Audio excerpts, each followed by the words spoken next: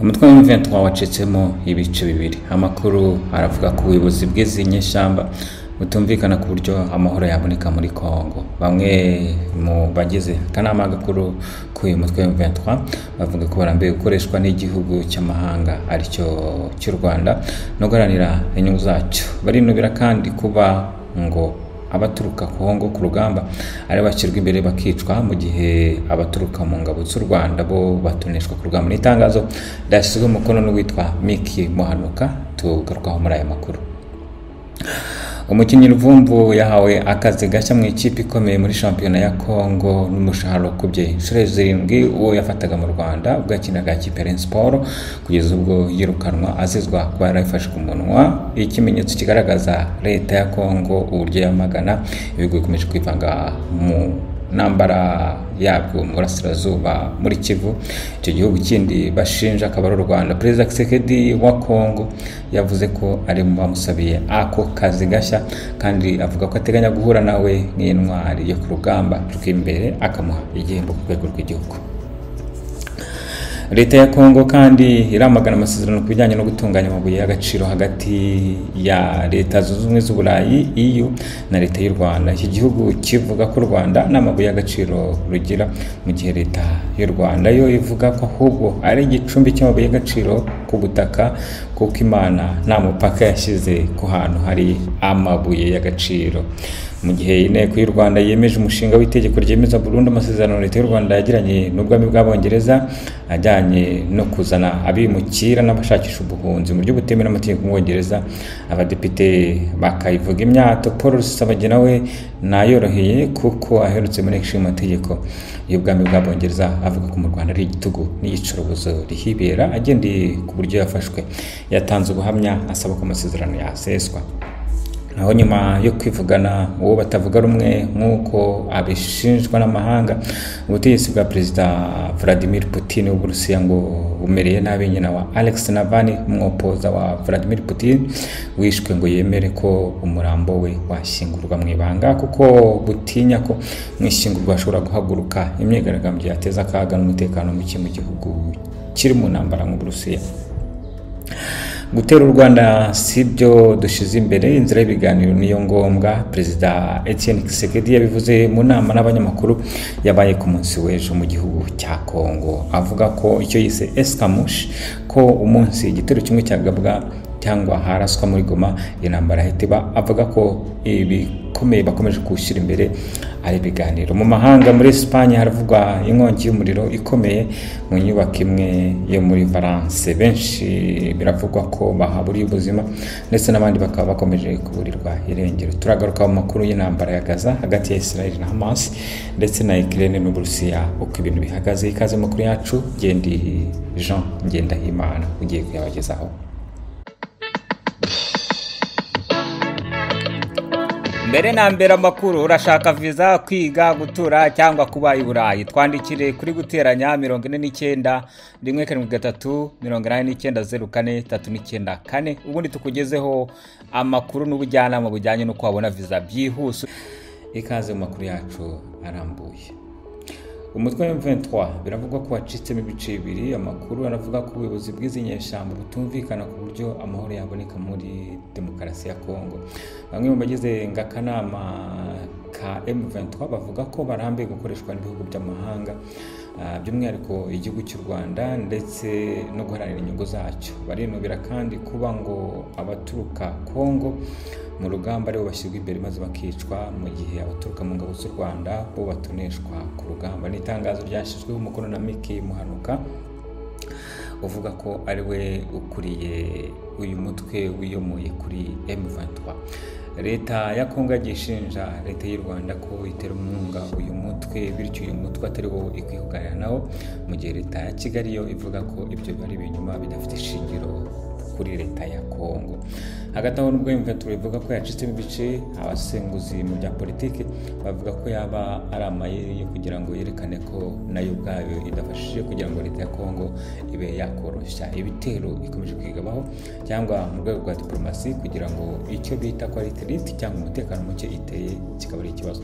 Hari n'abavuga kandi ko leta ya Kongo ishobora kuba ariyo yahimbye iri tangazo kugira ngo yerekane ko M23 atari umutwe ufatika. Miki Muhanuka avuga ko byinshi kubera amabanga ajyanye n'urugamba ndetse n'intambara n'ibibazo byo gucika mu bice bindi bijyanye n'aya makuru yo gucika mu bice n'ubuyobozi bw'uyu mutwe wiyumuye bazawushyira ahagaragara mu minsi iri imbere. Tukiri muri iki gihugu cya Kongo, umukinnyi Ruvumvu yahawe akazi gashya mu ikipe ikomeye muri shampiyona ya Kongo n'umushahara ukubye inshuro 7 uwo yafataga mu Rwanda. Ni ikipe yitwa Vita Club FC. Perezida Kisekedi yanavuze ko ari we wihamagariye umuyobozi w'iyi kipe kugira ngo ahe umukinnyi rurangiranwa Ruvumvu wakiniraga ikipe ya Rayon Sport amaze gutsinda igitego agaserebura yerekana ko ashyigikiye igihugu cye mu ntambara kirimo kirwana n'umutwe wa M23. Ruvumvu ni umukinnyi wagaragaye cyane ndetse wanavuzweho mu bitangazamakuru mu Rwanda ubwo yagaragazaga ibi, maze leta y'u Rwanda biciye mu mashyirahamwe y'umupira w'amaguru ikavuga ko ibi nta mukinnyi ukwiye kwivanga muri politike, hagasorwa itangazo yo kumuhagarika amezi 6 yose. Umukinnyi byarangiye yaciye Goma ajya mu gihugu cya Kongo. Ubu Perezida Kisekedi avuga ko ateganya guhura nawe nk'intwari y'igihugu ndetse akamuha igihembo kubwo ubutwari yagaragaje bwo kwigaragambiriza imbere mu gihugu bamagana. Leta ya Kongo kandi tukiri muri iki gihugu gifite amakuru menshi, leta ya Kongo iramagana amasezerano mu bijyanye no gutunganya amabuye y'agaciro hagati ya leta zunze ubumwe z'Uburayi, leta y'ubumwe bw'Uburayi ndetse n'u Rwanda.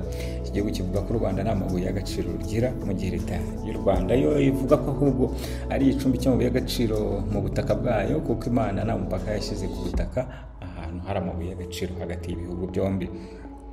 Ibi leta ya Kongo ivuga ko u Rwanda nta mabuye y'agaciro rugira, mu gihe Perezida Kagame yahoze avuga ko u Rwanda ahubwo rwibitseho amabuye y'agaciro atagereranywa, kuko leta itigeze igenda igishyiraho umupaka hagati hari amabuye y'agaciro n'atari amabuye y'agaciro mu gihugu. Ni mu bihe bitandukanye leta y'u Rwanda yagiye ishinjwa kuba iri inyuma y'intambara mu gihugu cya Kongo. Iyo ntambara kandi ikaba igamije kwiba no gucukura amabuye y'agaciro mu buryo butemewe n'amategeko, aho ibanza guteza intambara kugira ngo ubuyobozi ntibukore. Hagati aho kandi nubwo ivuga gutya, leta y'i Kigali yagiye ibihakana mu buryo butandukanye, ivuga ko leta ya Kongo ari ubuyobozi budashobotse ndetse budashoboye gushyira umutekano ahakwiriye, ikarushinja kandi igashinja leta ya Kongo ko ikomeje kwica no guhotera abatutsi, abavuga ururimi rw'ikinyarwanda bo mu bwoko bw'abatutsi. Ibyo kandi ikabyegurira ku Rwanda kugira igaragaze ko ari u Rwanda rubitera, mu gihe rwo ruvuga ko ahubwo ruharanira iterambere n'umutekano mu karere k'ibiyaga bigari kuri bose. Mu gihe inteko y'u Rwanda yemeje umushinga w'itegeko ryemeza burundu amasezerano leta y'u Rwanda ajyanye n'ubwami bw'Abongereza kohereza abimukira mu Rwanda, abadepite bakayivuga imyato. Paul Rusesabagina we ntayoroheye kuko aherutse mu nteko ishinga amategeko y'ubwami bw'Abongereza avuga ko mu Rwanda ari igitugu n'iyicarubozo rihibera. Agendeye ku buryo yafashwe, yatanze ubuhamya asaba ko amasezerano yaseswa. Mu nkuru irambuye ya Paul Rusesabagina yahaye inteko ishinga amategeko agashami gashinzwe uburenganzira bwa muntu, yavuze uburyo yafashwe n'uburyo yapfutswe ibitambaro mu maso akajyanwa ahantu aho yasanze ari nko mu ibagiro, aho yumvaga urusaku rw'abantu bavuga bari kwicwa, hanyuma amajwi akagenda acicika ubwo umwuka wabaga uri kubashyiramo. Yavuze kandi ibyo bita safe house mu Rwanda ari byinshi cyane ku buryo bukomeye, ndetse avuga ko u Rwanda kuva mu myaka 30 atigeze asubirayo kubera gushaka kwicwa n'ubutegetsi, ahubwo bwanamukurikiranye bugahitamo no kumushimuta. Ni ibirego leta y'u Rwanda yagiye ihakana. Ubwo yafataga Paul Rusesabagina yavuze ko bimukurikiranye nko kuba yarateje ibibazo mu gihugu, ayoboye inyeshyamba zishe benshi ndetse zigatera igihugu mu buryo butemewe n'amategeko. Naho nyuma yo kwivugana uwo batavuga rumwe tugeze mu mahanga, nk'uko abishinzwe n'amahanga, ubutegetsi bwa Perezida Vladimir Putin ngo bumereye nabi nyina wa Alexei Navalny wishwe, ngo yemere ko murambo we washyingurwa mu ibanga kuko batinya ko mu ishyingurwa hashobora guhagurukira imyigaragambyo yateza akaga n'umutekano muke mu gihugu. kiri mu ntambara. Vladimir Putin ni perezida ushinjwa igitugu gikomeye dore ko maze ku butegetsi imyaka myinshi cyane.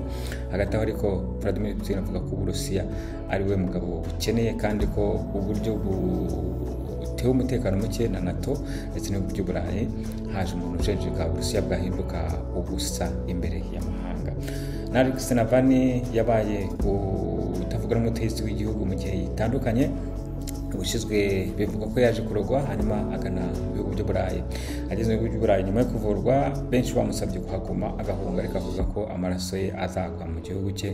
Byarangiye rero bivugwa ko ayapfuye ariko benshi mu bategetsi b'Uburayi bashinje Perezida Vladimir Putin ko yaramwiciye muri gereza mu karere ka Siberia.